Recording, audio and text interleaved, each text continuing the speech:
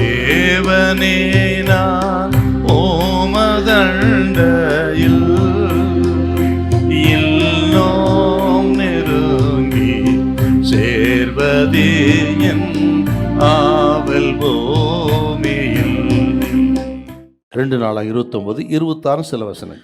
அப்படி லேவியர் தாவீதின் கீத வாத்தியங்களையும் ஆசாரியர் பூரிகைகளையும் பிடித்து நின்றார்கள். அப்பொழுது எசேக்கியா சர்வாங்க தகன பலிகளை பலிபீடத்தின் மேல் செலுத்த கட்டளையிட்டான். அதை செலுத்த துவக்கின நேரத்தில் கர்த்தரை துதிக்கும் கீதமும் பூரிகையிலும் இஸ்ரவேல் ராஜாவாகிய தாவீது ஏற்படுத்தின கீத வாக்கியங்களும் முழங்க தொடங்கினது.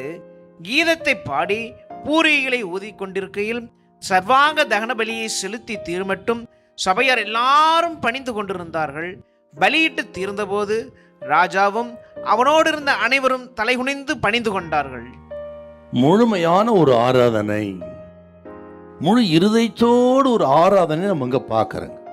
தேவாலயம் சுத்திகரிக்கப்பட்டு இப்பொழுது உண்மையான முழுமையான ஒரு ஆராதனைக்கு தேவாலயம் ஆயத்தமாகிவிட்டது.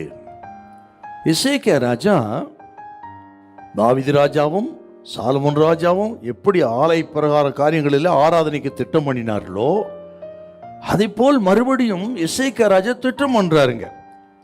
அப்படி செய்துவிட்டு எசேக்கியா ராஜாவும் பிரபுக்களும் அதிகாலமே எழுந்து நகரத்தில் இருந்த தேவாலயத்துக்கு சந்தோஷமாக வந்தார்களாம். அவர் ராஜாங்க, ராஜாவை பாருங்க, ஆண்டவரை ஆராதிப்பதற்கு ஒரு ராஜா எவ்வளவு முக்கியத்துவம் கொடுக்கிறார் பாருங்க.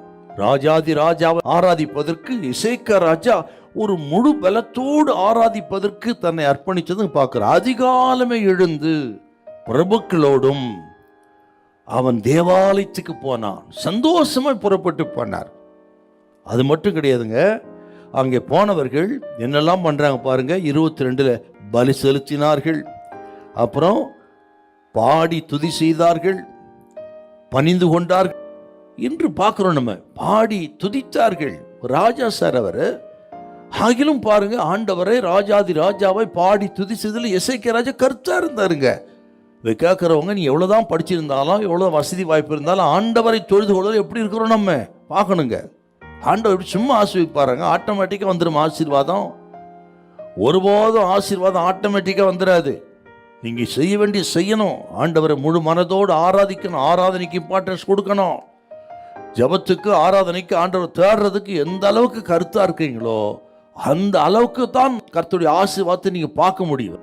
என்றால் ஆண்டவரை தேடுகிற காரியத்தில், ஆராதிக்கிற காரியத்தில் நீங்கள் முழு இருதயத்தோடு முழு பலத்தோடு இங்கு செய்தால் ஒரு குறைவு உங்களுக்கு கர்த்தர் வைக்கவே மாட்டார். கர்த்தர் உங்களை ஆசீர்வதித்து உயர்த்துவார். ஹல்லேலூயா, ஹல்லேலூயா.